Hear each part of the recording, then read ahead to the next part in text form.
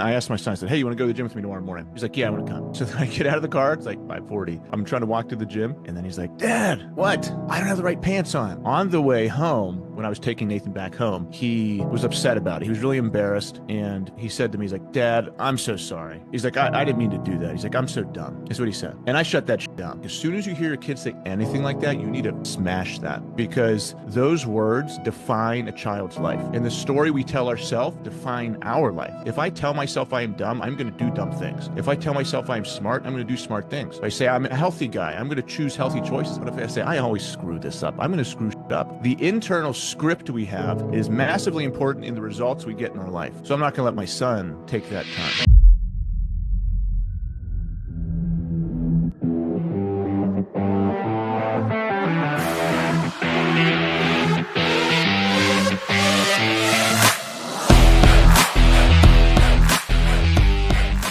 Hey everyone, welcome to the Rising Father podcast. I'm Chris Rodack.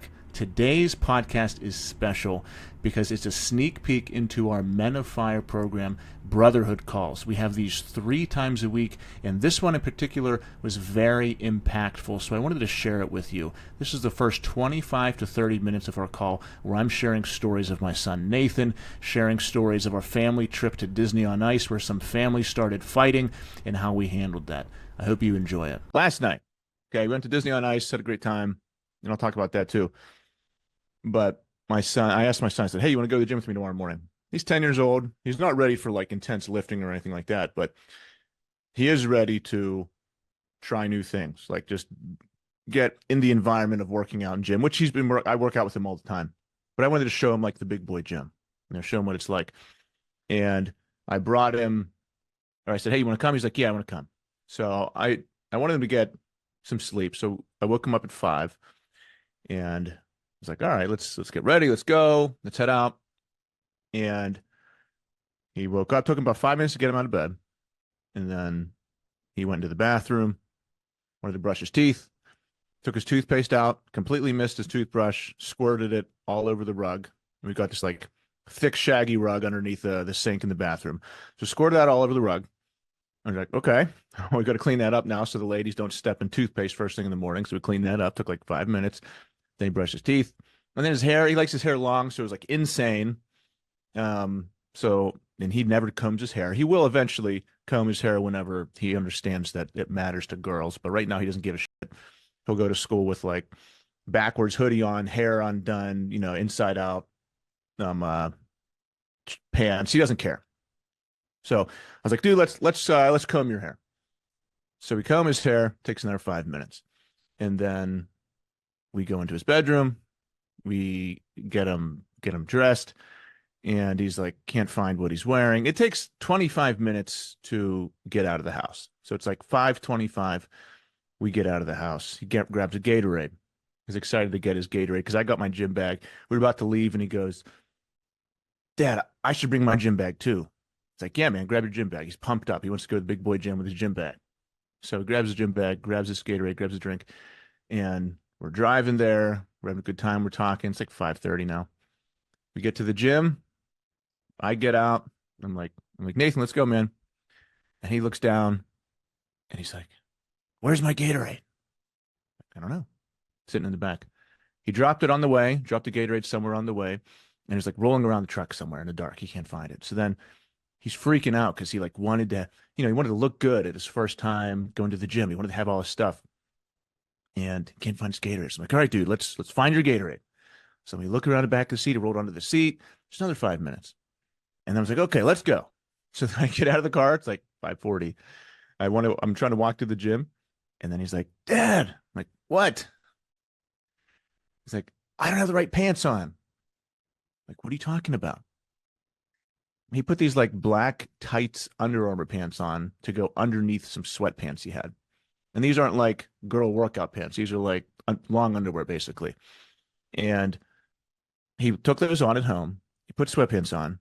He realized like his socks didn't match or something. And he took his sweatpants off, took his socks off, put his socks and shoes back on, and only left the tights on. So he got to the gym. And he's only wearing these tights. Doesn't have anything with him. It's like cold, rainy, dark outside. I'm standing in the rain like after 40 minutes later that I wanted to get there. And He's in tears now. He's like tears coming down his eyes. I was like, dude, they look like workout pants. Let's just go in the gym. You're fine. Don't worry about it. Like I wanted to get this shit done. And he's like, I can't. He's like, I can't go in looking like this. I was like, it's not a big deal, man. It's just it doesn't matter. And he just refused. He was like, his face was getting flushed. He had tears in his eyes. He did not want to do it. So I was like, okay, I'm not gonna make your very first time at the gym like this, where you're crying and you don't want to do it, and I force you to do it. So I was like, okay, let's go back home. So like I was about to pull the gym door, and he's like in the car crying, and I came back to the car, had this conversation with him, and then we drove home again. So 10 minutes home, dropped him off, talked to my wife.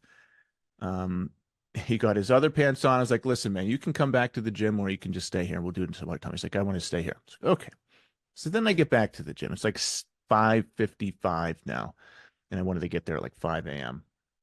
or 5:15 or something like that. But anyway, I go there, have my workout, have a great workout, and it's fine. On the way home, when I was taking Nathan back home, he was upset about it. He was really embarrassed. And he said to me, he's like, Dad, I'm so sorry.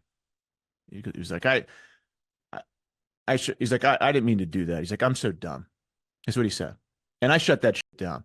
And during this time on the way home, there's a perfect opportunity for me to f him up, like in terms of like emotionally. Words I could have said, me not controlling my emotions. This was the perfect situation where that could have happened, where I could have been like, all right, you made this so inconvenient and annoying for me. I could have called him dumb. I could have said, man, why haven't you prepared? Why didn't you do all this stuff? Why? And I could have laid into him. Didn't do that. But I knew that was the possibility. If I wasn't on guard and aware of my emotions and what I said, that stuff could have slipped out of my mouth and I could have done permanent damage to him for just being a little kid. And honestly, being so excited. The reason these mistakes happened was because he was so excited to go to the gym with me. He wanted to look perfect. He wanted to have the perfect drink. He wanted to have his gym bag. He wanted everything to be perfect as he went to the first big boy gym with me. And I knew that was why these little mistakes happen. Like you're going to your first big job interview, you want to look perfect. You want everything to be great. And because you're so focused on these things that really don't matter, you make more mistakes than you would normally. I knew that was what happened. So I wasn't going to compound the situation negatively for him. Though I was annoyed. Like I'm not some type of I don't know, supernatural being where I don't feel emotions. I was annoyed because I wanted to be done with my workout by that time. At 6 a.m., I wanted to be home, making content, preparing for the call. I wanted to be like have the rise. I wanted to do all this stuff done by the time I was just getting started. So I was annoyed and frustrated. But I had to acknowledge that I was feeling those emotions. Say, it's okay. You're not because you're feeling these emotions. You're not unhuman. You're feeling the emotions. What matters now? The thing that matters now is what do you do after you're feeling the emotion? Having the emotion means nothing. It's normal. It's human. It's happened. But what do you do? Because what I do with that emotion is how I actually affect real life. Like that is how I actually make actions and consequences that can compound infinitely in a positive way or a negative way. And I'm going to give some examples from the Disney on Ice where I saw people doing that and it was negative, where it could like these kids up forever. So I had that in my mind this morning as this was all happening. I was like, okay, you're feeling these emotions. Here's the reality. He wants so badly to be with you, and he's so excited that's why he made these mistakes. And because I put it in that perspective and I was able to tell myself the true story and get into his brain, that took the emotion away. So I felt the emotion, put everything into perspective, took that emotion away. And I just said, I was like, Nathan, it's not a big deal, man. Like it's fine. I do the same thing. I've come here without my gym bag before and I have to go home and get it. It's really not that big of a deal. I was like, I love you, man. It doesn't matter. I can't wait to our trip tomorrow or tonight. Today we're going to Ohio to the Arnold Classic to see some jiu-jitsu seminar. We're going to stay overnight. It's going to be a great time. He's super excited about it. So I was like, can't wait till tonight. Get him excited about that. But when I heard him say, I'm so dumb, I said, don't say that again, man. You're not. I said, that's overreacting. That's dramatic. That's not true at all. I said, you're extremely smart. You know that. We have to nip that kind of stuff in the butt to yourself And when you hear a kid say, like, as soon as you hear a kid say anything like that, you need to smash that, because those words define a child's life. And the story we tell ourselves define our life. If I tell myself I am dumb, I'm going to do dumb things. If I tell myself I'm smart, I'm going to do smart things. If I say I'm a healthy guy, I'm going to choose healthy choices. If I say I'm a guy who will be wealthy, then I will make sure that the actions that I take in my life align with that. But if I say I always screw this up, I'm going to screw it up. If I say I always sabotage myself, I'm going to sabotage myself. So the internal script we have is massively important in the results we get in our life. I know that. I've done it. I know extremely successful people who believe this and practice it. So I'm not going to let my son take that turn. And it's my responsibility to instruct him in this way to build him up so he has a positive internal script. That's why every single night with my kids, I work on this with them. I say, why are you smart? Why are you strong? Why are you friendly? And I make them repeat it to me so that we can work on their internal script together. But he was so embarrassed, and he felt bad that he felt like he ruined my morning. Like he was disappointed and felt like he ruined my morning. So he said, I'm so dumb. I was like, no, dude, just forget about that. This stuff happens. It's not a big deal. Had to change the script immediately. But if I was like, say I wasn't present, say I was staring, say I missed him saying that and I was staring at my phone, or I was thinking about something else and I wasn't present with him, that moment would have passed and that thought would have stayed in his head and I would have missed the opportunity to correct him. So being present is important. That's why when we're with our kids, like being with them matters. And this trip I'm going to take with my son, we're going to, we got this. I have a couple calls after this with some guys who want to join us. And then after that, we're going to go straight up to Ohio. And the rest of the day, we would spend the night at a hotel. Tomorrow, we're doing this jiu-jitsu seminar with Gordon Ryan and John Donaher. We're going to get back like midnight tomorrow night. And I said, I'm going to be present with them. Like, nothing else is going to matter. Like, I know we're going to look back at pictures and videos of this trip and remember it forever. Like when my son is 30 years old, because Gordon Ryan is the best no-gi jiu-jitsu person of all time. We're going to get autographs with him, pictures with him, and we're going to look back at this and say, like, man, I remember that trip. I am not going to look back at this trip and say, I don't remember that. Like, I was responding to this client's email, and because of that, I forget the whole trip. Or I was responding to someone who needed, or I was doing something else, or I just found myself scrolling Instagram the whole time and I missed out on these days. Like, we don't have a lot of times we're like, how much time do I have left with my kids, or how much time do I have left? And we think of time. No, think of numbers of times you have with them, not time. Like this event that's happening is the only time it's going to happen. It's in the future, thank goodness. So I can say, I have one more time to do this. Not I have 10 years left with my son. No, I have one time to do this.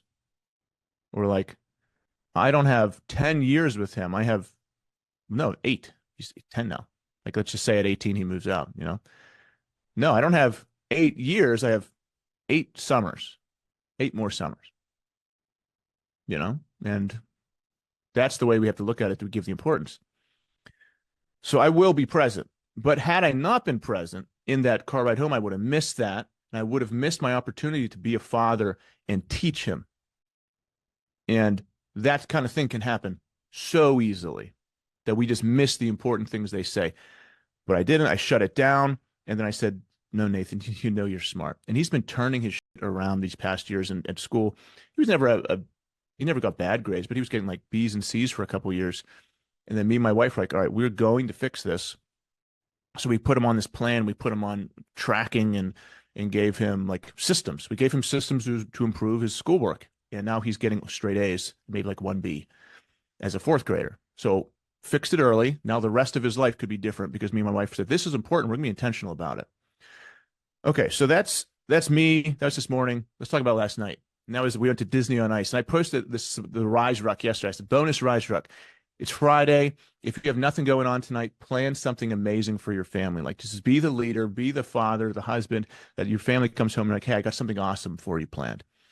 And so I did that, and it was amazing. My family came home, my wife, my kids came home. So I texted my wife first. I was like, do we have anything planned tonight? She was like, no, why? Do you want to do something? I said, yeah, let's do something fun.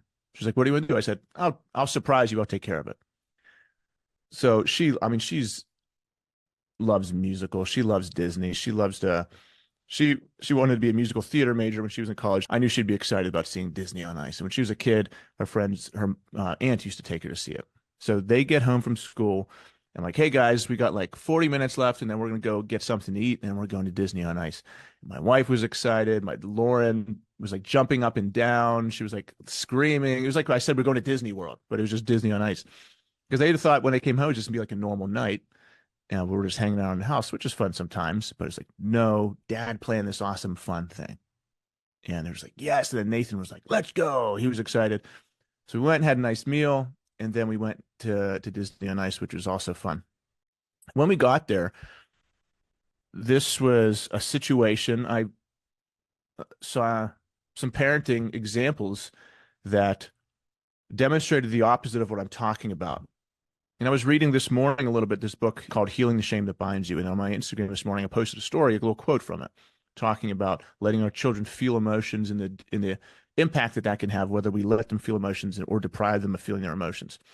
So I was reading a little snippet of that this morning, and completely related to last night what happened. So, I'm in the arena, PPG Paints Arena. We're high up. There's families everywhere. The two families in front of me were moms there by themselves, no father. So the father wasn't there. It was just a mom and kid. So like right in front of me, there were two moms with 5 kids, ages like 1 to 4.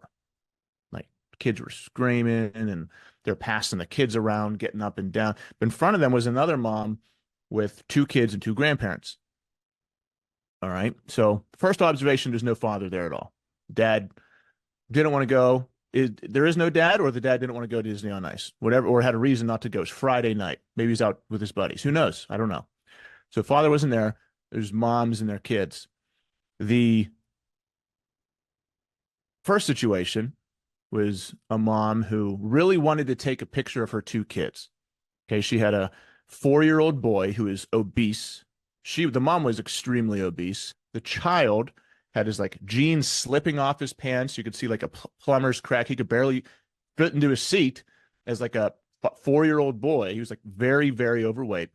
And then they had a 1-year-old daughter who's there as well. And then there's 2 grandparents who were just like really quiet next to them. But this mom was very loud. And the mom stood up and she's like, I want to take a picture during the intermission. She was like right in front of us, being very loud about this whole situation. And the son was like, okay. So he stands up. He's like pulling up his pants and trying to look good in his clothes.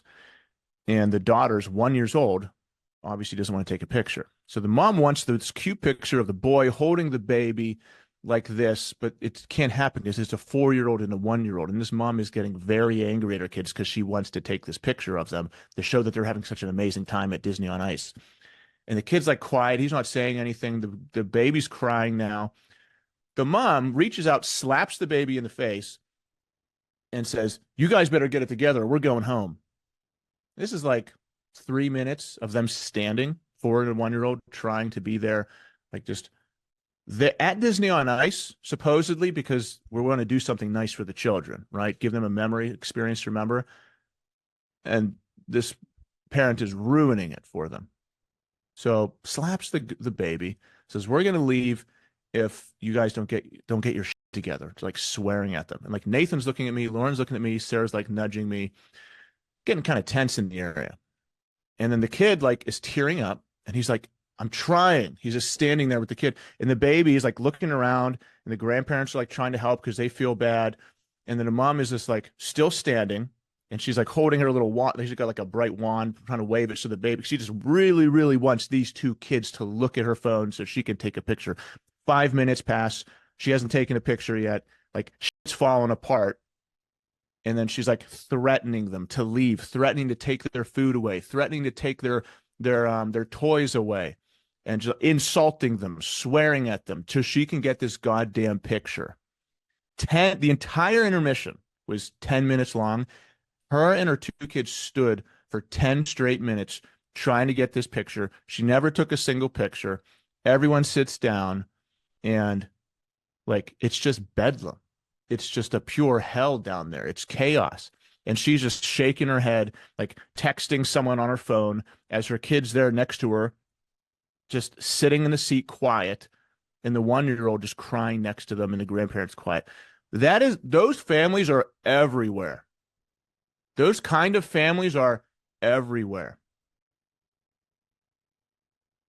And there's another family behind them who is exactly the same way. The two moms without, I'm telling you, if that happened, my wife would never do that, ever.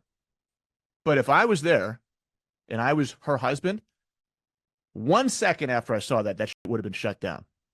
1 second. Behind this parent was another parent, the two moms with 5 kids, like 1 to 4, brought them all. They had like, seats and everything. It was craziness. Also, everyone had wands and popcorn. They spent like $400 on this experience. My kids asked for popcorn and all that. I was like, no. I said, no, I'm taking you to High tomorrow. That's expensive enough. I'm not buying you $100 worth of merch today. But anyway, this other mom, literally right behind this parent, little kids screaming, crying, also having a good time, trying to have a good time. They're like just passing these kids around like they're food. This little baby, because Lauren told me about this after, she's like, Dad, did you see what that mom did to her baby? This mom grabs the baby by the neck, pulls the baby up, hands it to the other lady, and this baby's screaming and crying, and they're just like passing him around, trying to so they could have room to move their food to each other. Like, these families are out there causing permanent destruction on their kids, and like, you can call it whatever you want. You like, man, am I shaming? Sure. I'm trying to give examples of what we should not do and what's possible and what some boys and girls are going through right now, and why so many damn people need help, because some people are growing up like that. Some people are growing up in families that are like that, who have absent fathers, no fathers, or have no structure, have families that are run from the top down by emotion, or they just really, really, I don't know, it's selfish. Like, these families were not at Disney on Ice for their kids.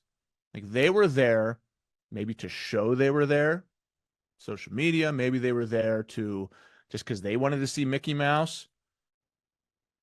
But because of these little inconveniences that were happening, like kids not smiling for a picture or looking at the camera, they ruined the goddamn evening. Like, this kid, he probably was I was almost tearing up watching this 4-year-old boy, because I remember looking forward to things with my parents so much.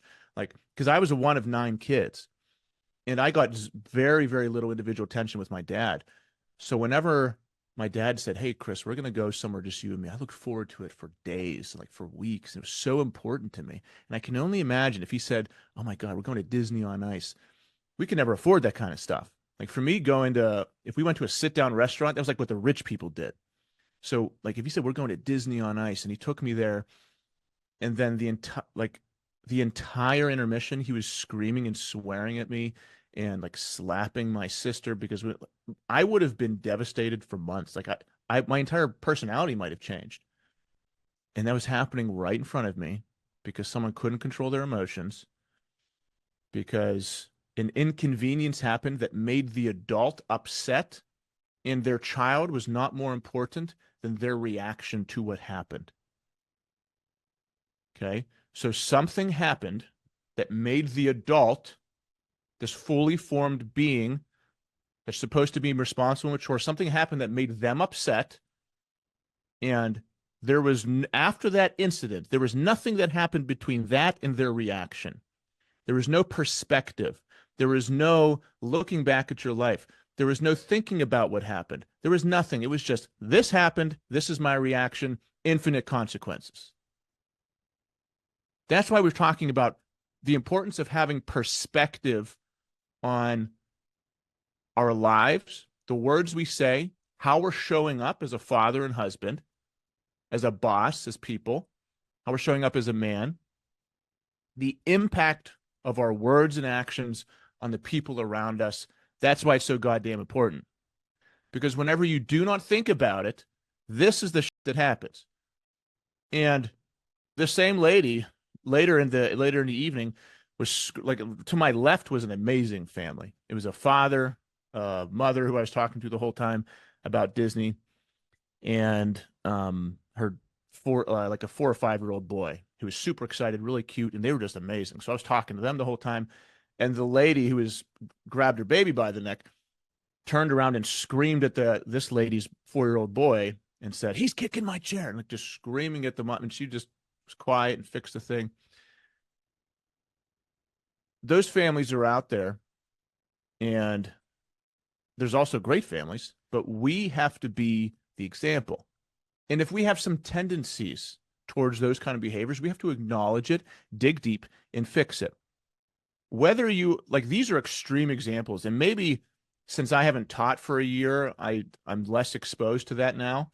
But I was amazed at what I saw from just the public, the general population.